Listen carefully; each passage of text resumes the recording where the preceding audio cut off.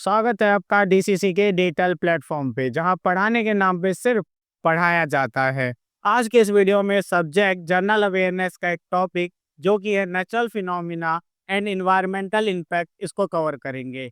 ये video target करेगी mainly 7th और 8th स्टैंडर्ड को, लेकिन जो 6th स्टैंडर्ड के स्टूडेंट हैं वो भी इसको देख सकते हैं, क्योंकि जनरल अवेयरनेस के कुछ टॉपिक से इसमें क्वेश्चन सिमिलर हैं। तो बिना किसी देरी के आइए स्टार्ट करते हैं।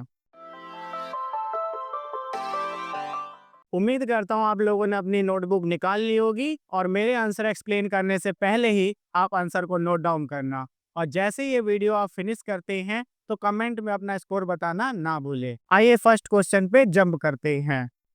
तो जैसा कि हमारा फर्स्ट क्वेश्चन है, क्या विच gas is primarily responsible for acid rain, यानी कौन सा गैस जो है वो प्राइमरी रिस्पॉन्सिबल है किसके लिए, एसिड रेन के लिए। तो आपको पता होना चाहिए कि एसिड रेन क्या होता है। तो सिंपली बोलेंगे कि कुछ गैसेस जैसे सल्फर डाइऑक्साइड जब वाटर के साथ रिएक्ट करते हैं, वेपर के साथ रिएक्ट करते हैं, तो सल्फ्यूरिक एसिड जैसे एसिड बना देते हैं, और यही जब रेन में मिक्स होता है तो उसको हम बोलते हैं एसिड रेन। तो यहाँ पे जो प्राइमरी गैस रिस्पॉन्सिबल है एसिड रेन के लिए वो हो गया आपका सल्फर डाइऑक्साइड। तो हमारा आंसर है सल्फर डाइऑक्साइड, जिसका फॉर्मूला SO2 होता है।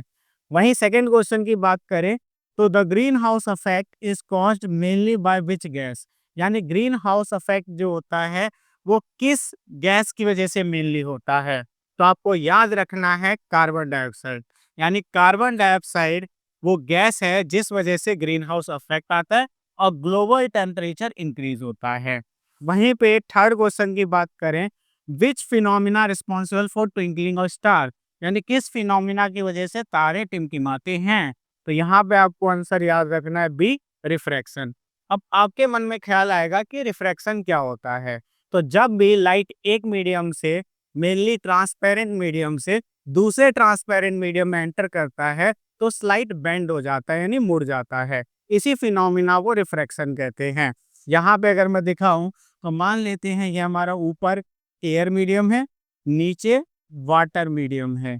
तो जब भी लाइट जो है एक ट्रांसपेरेंट मीडियम से डायरेक्ट दूसरे ट्रांसपेरेंट मीडियम में जाता है तो थोड़ा सा बेंड होता है, इसी को रिफ्रैक्शन कहते हैं। देखिए इसका ओरिजिनल पाथ ये होना चाहिए था, लेकिन स्लाइटली बेंड हो गया, तो इसी को हम क्या बोल रहे हैं, रिफ्रैक्शन। तो यहाँ पे कहा गया है कि कौन सा फिनोमिना रिस्पॉन्सिबल है ट्विंकलिंग ऑफ स्टार के लिए। तो आप सिंपल बोलेंगे रिफ्रैक्शन, इसी की वजह से तारे हमें टिमटिमाते हुए दिखते हैं। हाँ, तो बात करें फोर्थ क्वेश्चन की, तो विच natural phenomena helps in the formation of ozone layer in stratosphere, यानी स्ट्रेटोस्फेयर में जो ओजोन लेयर है उसको आगे फॉर्म करने में कौन सी नेचुरल फिनोमिना रिस्पॉन्सिबल है। तो आपको याद रखना option B, UV radiation from the sun, यानी अल्ट्रावायलेट रेडिएशन। अब आपके मन में आएगा कि ये कैसे फॉर्म करता होगा, तो बहुत सिंपल तरीके से बताता हूँ। जो ऑक्सीजन के मॉलिक्यूल्स होते हैं, यूवी रेडिएशन जो है उसे ब्रेक कर देता है ऑक्सीजन एटम में, और यही ऑक्सीजन एटम बाद में जो रिमेनिंग ऑक्सीजन मॉलिक्यूल्स होते हैं उसके साथ मिलके ओजोन यानी O3 को फॉर्म करता है। तो आइए अब वीडियो में आगे बढ़ते हैं। वहीं पे फिफ्थ क्वेश्चन को देखें तो earthquake waves are studied using which instrument, यानी अर्थक्वेक वेव्स जो होती हैं इनको सिस्मिक, ये वर्ड याद रखना, सिस्मिक जो है वेव्स भी कहते हैं। अर्थक्वेक वेव्स को क्या कहते हैं, सिस्मिक वेव्स। अब सिस्मिक में आपको दिख रहा होगा सिस्मिक वर्ड आ रहा है, तो इसी से रिलेटेड जो है हमारा वर्ड होगा। तो आप देखिए ऑप्शन में क्या है, सिस्मोग्राफ। तो सिस्मोग्राफ जो है वो सिस्मिक वेव कह दो या अर्थक्वेक वेव कह दो, इसको आपके जो है क्या स्टडी करने में हेल्प करता है। वहीं पे अगर नेक्स्ट क्वेश्चन की बात करें सिक्स्थ, तो tsunami are generally caused by, tsunami किस वजह से आता है। तो सिंपली आपको बोलूं तो जो अंडर वाटर अर्थक्वेक होते हैं इन्हीं को हम क्या कहते हैं, सुनामी। और इसमें बेसिकली लार्ज वेव्स आती है और फ्लड का कंडीशन क्रिएट होता है। तो आइए देखते हैं कौन से ऑप्शन में देखने को मिला। ये देखिए वाटर बॉडी है उसमें अर्थक्वेक, तो आंसर हो गया बी, अर्थक्वेक इन ओशियन। इसी की वजह से क्या होता है, सुनामी आता है। वहीं पे सेवंथ क्वेश्चन की बात करें, which layer of the atmosphere contain the ozone layer, यानी कौन से लेयर में एटमोस्फेयर के ओजोन लेयर पाया जाता है। और ये क्वेश्चन प्रीवियस ईयर के कई एंट्रेंस एग्जाम में रिपीट हुआ है, तो आपको जरूर इसको करके जाना है। आंसर है हमारा बी, स्ट्रेटोस्फेयर, और ये लर्न रख लेना। ठीक है। वहीं पे एट्थ की बात करें, Kyoto Protocol is related to, Kyoto Protocol किससे रिलेटेड है? तो जब भी ये वर्ड आता है तो ग्रीन हाउस इफेक्ट याद रखना है आपको, या ग्रीन हाउस गैसेस याद रखना है। तो यहाँ पे option B, control of green house gases. अब आप कहेंगे ग्रीन हाउस गैस क्या होती है?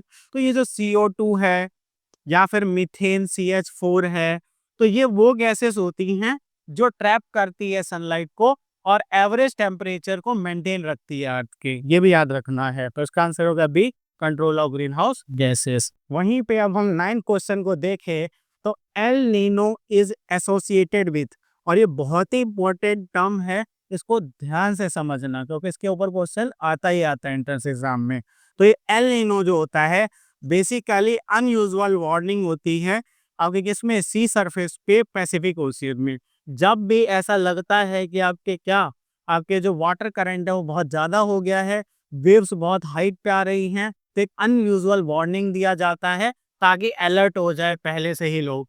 तो उसी को कहा गया है एल नीनो। तो ये वर्ड याद रख लेना। तो आंसर हो गया हमारा B, unusual warning of sea surface in Pacific Ocean. वहीं 10th क्वेश्चन की बात करें, which of the following is a secondary pollutant, यानी इनमें से कौन सा सेकेंडरी पॉल्यूटेंट है? तो यहाँ पे आपको एक लाइन में याद रखना है, ओजोन एट ग्राउंड लेवल। यानी जैसे जो हायर लेवल पे ओजोन है जैसे स्ट्रेटोस्फेयर में, वो गुड ओजोन कहलाता है, अल्ट्रावायलेट रेडिएशन को रोकता है और हमें कहीं ना कहीं स्किन कैंसर जैसे जो है हेल्थ हजार्ड से बचाता है। वहीं पे जो ओजोन ग्राउंड लेवल पे है, इसे बैड ओजोन कहा जाता है और ये कहीं ना कहीं पॉल्यूटेंट की तरफ काम करता है। तो आपका आंसर हो गया B, ozone at ground level, यही हमारा क्या है, सेकेंडरी पॉल्यूटेंट है। वही 11th क्वेश्चन की बात करें, smoke is a mixture of, और ये जो है देखते ही आपको पता चल जाना चाहिए दो वर्ड से मिलके बना है, स्मोक प्लस फॉग। जब दोनों मिल जाते हैं तो बनता है आपके क्या, स्मोक। तो आप कह सकते हो मिक्सचर है स्मोक किसका, स्मोक एंड फॉग का। तो ये बी ऑप्शन में आपको दिख रहा होगा।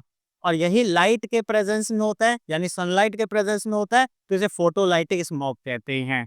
आइए अब आगे बढ़ते हैं और 12th क्वेश्चन को देखते हैं।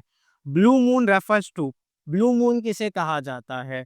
तो आप इसके नाम पे जाइए, एक रेयर इवेंट है। तो ये जो आपके सेकेंड फुल मून आता है मंथ का, उसको हम ब्लू मून कहते हैं। यहाँ पे आप ऑप्शन देखिए B, second full moon in a month, इसी को कहा जाता है ब्लू मून। और इससे कई सारे फ्रेजेस भी बने हुए हैं जो आप आराम से जो है यूज में लाते हैं। चलिए आइए आगे बढ़ते हैं। अब अगर 13th क्वेश्चन की बात करूं, तो which disaster is measured on the Richter scale, और ये तो आपने भी सुना होगा, जब भी अर्थक्वेक वगैरह आता है तो कितने रिक्टर स्केल या कितना रिक्टर का आया है आपके अर्थक्वेक, इसकी बात होती है। तो आप समझ ही गए होंगे क्या आंसर है। ठीक, सही समझे हैं। क्या है आंसर? बी, अर्थक्वेक, यानी कि रिक्टर स्केल पे मेजर किया जाता है क्या, अर्थक्वेक। याद रखना। बात करते हैं 14th क्वेश्चन की, विच of the following phenomena is responsible for rainbow formation, यानी रेनबो फॉर्मेशन के लिए कौन सी फिनोमिना रिस्पॉन्सिबल है? तो रेनबो बनते समय 3 फिनोमिना उसके लिए रिस्पॉन्सिबल होती हैं। अगर उन फिनोमिनास की बात करूं तो पहला है हमारा रिफ्रैक्शन, और रिफ्रैक्शन मैं आपको ऑलरेडी बता चुका हूँ। ये क्या होता है, बेंडिंग ऑफ लाइट होती है जब लाइट एंटर करता है एक ट्रांसपेरेंट मीडियम से दूसरे ट्रांसपेरेंट मीडियम में। वहीं दूसरा होता है डिस्पर्जन। अब आपके मन में ख्याल आएगा कि आखिर ये डिस्पर्जन क्या होता है, तो इसको आप बहुत सिंपली समझ सकते हैं, व्हाइट लाइट का स्प्लिट हो जाना 7 कलर्स में, उन्हीं 7 कलर्स में जो रेनबो में होते हैं, तो इसको हम क्या बोलते हैं, डिस्पर्जन। और तीसरी फिनोमिना होती है इंटरनल रिफ्लेक्शन, इंटरनल रिफ्लेक्शन। अब आप सोचेंगे इंटरनल रिफ्लेक्शन क्या है? तो रिफ्लेक्शन का मतलब होता है बाउंसिंग बैक ऑफ लाइट, ये लाइट का टकरा के वापस आना। और इंटरनल रिफ्लेक्शन ये वाटर ड्रॉपलेट्स के अंदर होता है, इसीलिए इसे इंटरनल रिफ्लेक्शन कहते हैं। एक रम डायग्राम से समझा देता हूँ, देखिए ये मान लेते हैं रेन ड्रॉप्स है और ये सनलाइट है। जैसे ये एंटर करेगा तो सबसे पहले बेंड होगा, यानी रिफ्रैक्शन हुआ। उसके बाद आपके क्या होगा, साथ के साथ ये 7 कलर में स्प्लिट भी हो जाएगा, जिसमें ऊपर आपको रेड कलर देखने को मिलेगा, नीचे वायलेट, यानी वही 7 कलर जिसे हम विबग्योर से याद रखते हैं, violet, indigo, blue, green, orange, yellow, red, VIBGYOR. तो उसमें से ये पूरा बैंड बनेगा 7 कलर का। और उसके बाद जब ये दूसरे सरफेस पे टकराएगा तो अगेन आपके जो है क्या होगा, रिफ्लेक्ट हो जाएगा बाउंस बैक करके, और फिर रिफ्रैक्ट होकर आपके आंखों में एज रेनबो पहुंचेगा। ठीक है, तो अगर मैं बात करूं क्या हुआ, तो यहाँ पे आपने दो फिनोमिना देखे, एक रिफ्रैक्शन देखा और दूसरा डिस्पर्जन देखा। यहाँ पे आपने इंटरनल रिफ्रैक्शन देखा और फिर अगेन रिफ्रैक्शन करके वो हमारे आंखों तक पहुंचता है। तो ये तीन फिनोमिना को मिला दे, आगे क्या फॉर्म होता है, रेनबो फॉर्म होता है, और एज रेनबो हमें दिखता है ऑब्जर्वर को।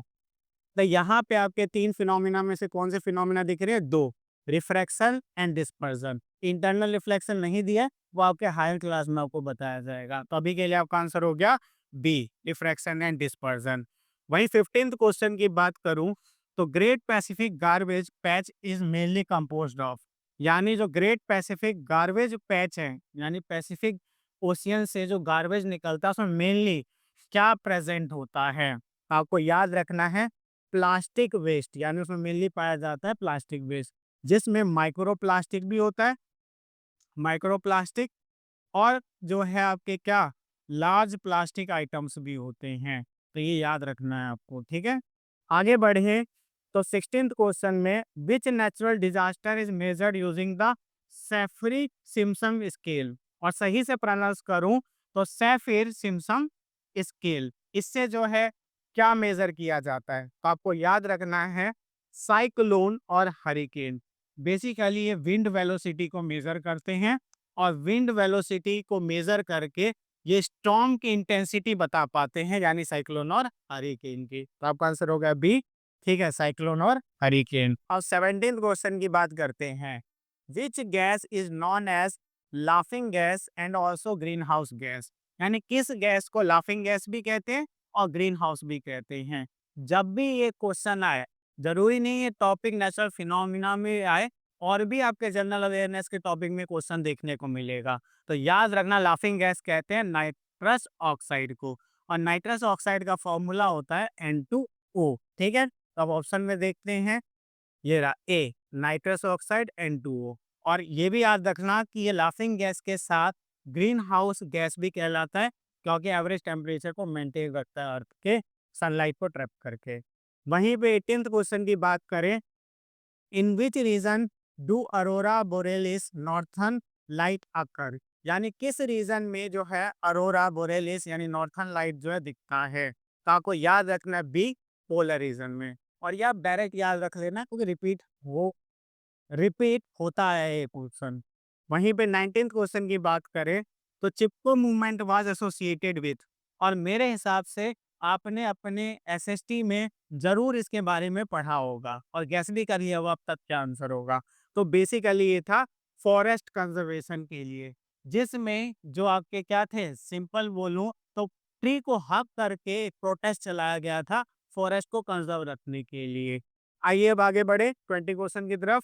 Which layer of atmosphere is responsible for radio wave transmission, यानी कौन सा लेयर जो एटमोस्फेयर का रिस्पॉन्सिबल है रेडियो वेव ट्रांसमिशन के लिए, यानी रेडियो वेव आगे भेजने के लिए। तो आपको याद रखना है आयोनोस्फेयर, क्या रखना है, आयोनोस्फेयर, ये वो लेयर है आगे एटमोस्फेयर का जो रेडियो वेव ट्रांसमिशन करता है। अब 21st क्वेश्चन की तरफ देखें तो क्या कहता है, which is the most abundant green house gas in the earth atmosphere, यानी कौन सा जो ग्रीन हाउस गैस है वो सबसे ज्यादा एटमोस्फेयर में। तो आपको याद रखना है वाटर वेपर, क्या याद रखना है, वाटर वेपर। वाटर वेपर क्या होता है, सिंपली वाटर का गैसियस फॉर्म होता है। तो आइए देखते हैं कौन से ऑप्शन में, सी, ठीक है।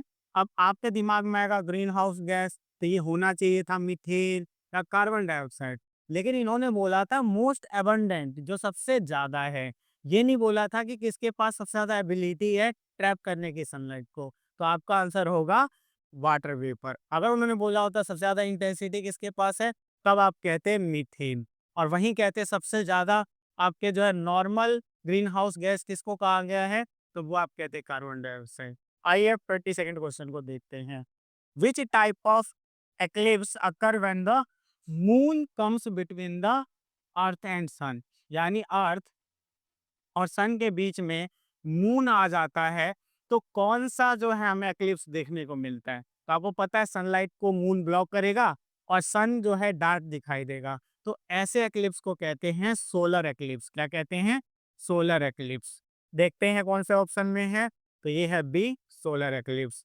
अब इसके साथ आप एक चीज और याद रख लेना, अगर आ गया कि सिंपली मून और सन के बीच में अर्थ आ जाए तो ये कौन सा एक्लिप्स होगा? तो इसे कहते हैं लूनर एक्लिप्स। क्या कहते हैं? Lunar eclipse. तो अभी आपने 7 तारीख को सुना भी होगा कि रात के समय पे लूनर एक्लिप्स लगा था, यानी कि सन और मून के बीच में अर्थ आ गया था, जिस वजह से मून जो है डार्क शेड में दिखा था। ठीक है, लेकिन इस क्वेश्चन में पूछा था कि अर्थ और सन के बीच में मून आ जाए तो कौन सा एक्लिप्स होगा? तो उसके लिए आपको याद रखना है सोलर एक्लिप्स। नहीं, लूनर एक्लिप्स का भी कॉन्सेप्ट याद रखना, उसके ऊपर भी क्वेश्चन आते रहते हैं। वहीं पे 23rd क्वेश्चन की बात करें, which natural phenomena cause tide on earth, यानी किस फिनोमिना के वजह से टाइड आता है अर्थ पे। अब टाइड क्या होता है? इसे ज्वार भाटा कहते हैं। क्या कहते हैं? ज्वार भाटा। ठीक है, अब आप कहेंगे ज्वार भाटा क्या होता है?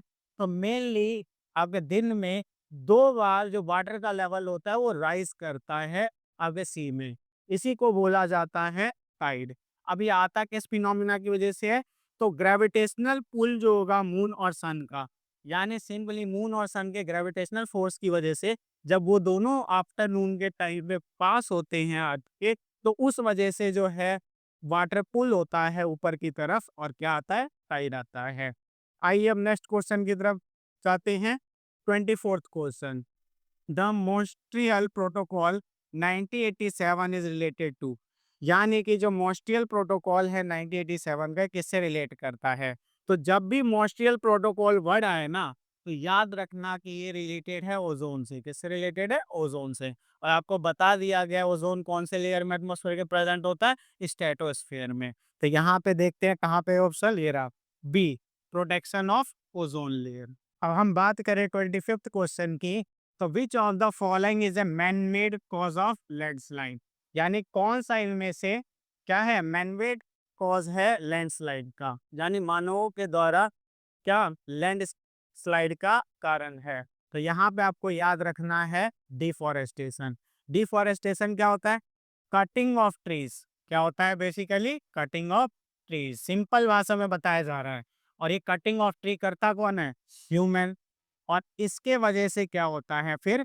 लैंडस्लाइड्स होते हैं। अब आप सोचोगे कि ट्री को कट करने से लैंडस्लाइड कैसे होता है?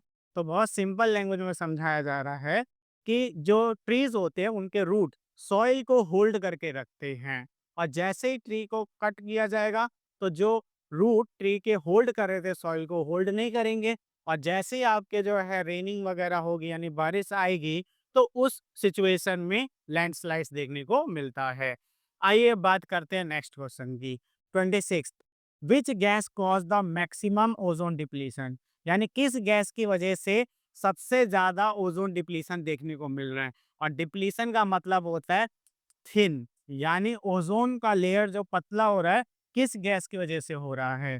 तो आपको याद रखना ए, CFCS यानी क्लोरोफ्लोरोकार्बन। इस गैस की वजह से ओजोन की लेयर पतली होती जा रही है। और ये याद रखना है कहाँ से आपके जो है ये गैस प्रोड्यूस होता है CFCS? तो एयर कंडीशनर यानी AC, एरोसोल स्प्रेज होते हैं उनमें, फायर एक्सटिंग्विशर वगैरह में ये देखा गया है और वहां से प्रोड्यूस होता है। वहीं पर 27th क्वेश्चन की बात करूं, तो albedo effect is related to, albedo effect किससे रिलेटेड है? तो आपको एक लाइन में याद रखना है क्या? Reflection of sunlight from earth surface, यानी अर्थ के सरफेस से जो लाइट की रिफ्लेक्शन होती है, इसको क्या बोलते हैं? Albedo effect. अब यहाँ पे याद रखना 2 तरह के एल्बिडो इफेक्ट होंगे, हाई अल्बिडो इफेक्ट, लो अल्बिडो इफेक्ट। स्नो और आपके सिंपली आइस से जो आपके रिफ्लेक्ट होगा लाइट, इसे कहेंगे हाई अल्बिडो। वहीं पे जो डार्क फॉरेस्ट से लाइट रिफ्लेक्ट होंगे उसे कहा जाएगा लो एल्बिडो। ये याद रख लेना, ठीक है, इसके ऊपर भी क्वेश्चन आ सकता है। वहीं 28th क्वेश्चन की बात करें, which is the most powerful tropical cyclone classification, और बेसिकली ये जो है याद रखने वाला क्या है क्वेश्चन है, तो ये आपको होमवर्क में दिया जा रहा है, आप कमेंट में जरूर बताना कि इसका क्या आंसर होगा। आइए अब आगे बढ़ते हैं वीडियो में। तो 29th क्वेश्चन देखते हैं, जो कि हमारा आज का सेकंड लास्ट क्वेश्चन है। ठीक है, विच natural disaster is predicted using Doppler radar, यानी किस आगे नेचुरल डिजास्टर को प्रेडिक्ट किया जाता है डॉपलर रडार से। तो यहाँ पे याद रख लेना, वो है साइक्लोन और टोर्नेडो। यानी ये जो डॉपलर रडार है, कहीं ना कहीं ये पता करता है इंटेंसिटी विंड की, और उससे बता पाता है साइक्लोन और टोर्नेडो को। तो आंसर हो गया बी, साइक्लोन टोर्नेडो। अब बात करते हैं आज के लास्ट क्वेश्चन की, जो कि लिस्ट नहीं है। 13th question, which environmental phenomena is responsible for global warming, कौन सा इन्वायरमेंटल फिनोमिना रिस्पॉन्सिबल है ग्लोबल वार्मिंग के लिए। तो आपको याद रखना है, तो बहुत सिंपल है, ग्लोबल वार्मिंग की बात हो रही है और आपको पता है ग्रीन हाउस इफेक्ट, क्योंकि ये क्या करता है, आपके सनलाइट को ट्रैप करके एवरेज टेम्परेचर को मेंटेन रखता है। जब ज़्यादा हो जाती हैं ऐसे गैसेस, तो ज़्यादा सनलाइट ट्रैप होने की वजह से और वापस ना जाने की वजह से क्या होता है, ग्लोबल वार्मिंग यानी एवरेज टेम्परेचर अर्थ का बढ़ जाता है। तो ये तो थे कुछ इंपॉर्टेंट क्वेश्चन। इसे अगर आप करके जाते हैं तो अपकमिंग CM3 के एंट्रेंस एग्जाम में आपको काफ़ी हेल्प मिलेगी। और वहीं पे अगर आपको ये वीडियो अच्छा लगा है तो इस वीडियो को ज़्यादा से ज़्यादा शेयर कीजिए, और ऐसे और वीडियो को देखने के लिए चैनल को सब्सक्राइब करके बेल आइकन को ऑल पे सेट कर लीजिए। मिलते हैं नेक्स्ट वीडियो में, तब तक के लिए बाय।